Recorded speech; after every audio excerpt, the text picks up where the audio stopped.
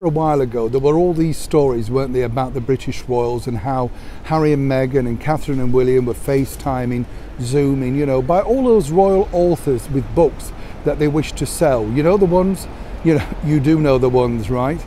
And they were basically saying that they have this communication that Catherine was bagging up baby clothes and sending them over to Montecito for baby Lily. And Archie too, and it was clearly obvious, wasn't it, that when they came over, sadly for the late funeral of course our wonderful monarch, Queen Elizabeth II, there was simply no friendship there.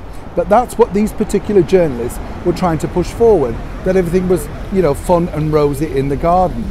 But now, according to a very good source in senior circles over here in the United Kingdom, they tell me this, which is quite heartbreaking news when you think about it. Hi, good morning, Neil Sean here in the very heart of London. Nice to have your company today.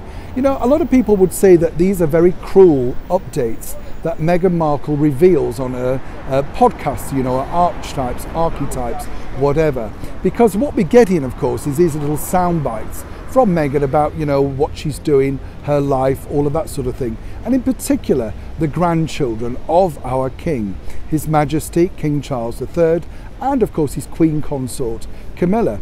Not only that, of course, Harry's elder brother, Prince William, and his beautiful wife, the Princess of Wales, Catherine. But recently on a podcast, Meghan revealed that they're both, or should I say their children, are both at toddler stage and how exhausted it is. She goes on to reveal her morning routine and how she likes to make breakfast for everybody and all of that sort of stuff.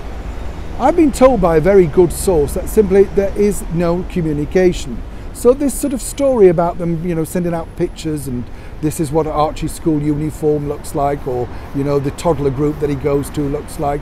The only information they've received are from interviews that Meghan's dropped with things like Variety and of course magazines like The Cut. Do you remember where she allowed the journalist to join her in the car when she went to pick up Archie from his toddler group? I mean, this is how private she was, and apparently this was how she was caught off guard, and that's why she wasn't happy with that particular interview. As I said, with the Variety, she let other things slip again, didn't she? All about her family life and how she makes a solid bolognese sauce. The reason why I'm telling you this is this. When I was speaking to a very good source within palace walls, they told me there's absolutely zero communication.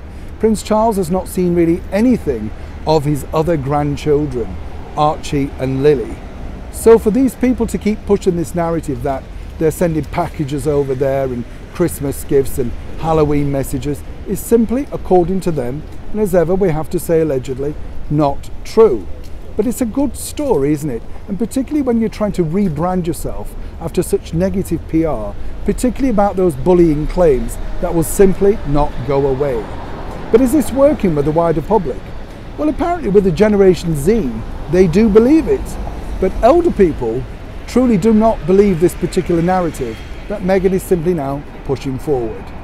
As ever, I'd love to know your thoughts on this particular topic. We've told you what we know, so now please share with me what you truly think to this particular story behind those rather lurid and some might say totally fake headlines. Neil Sean in the very heart of London.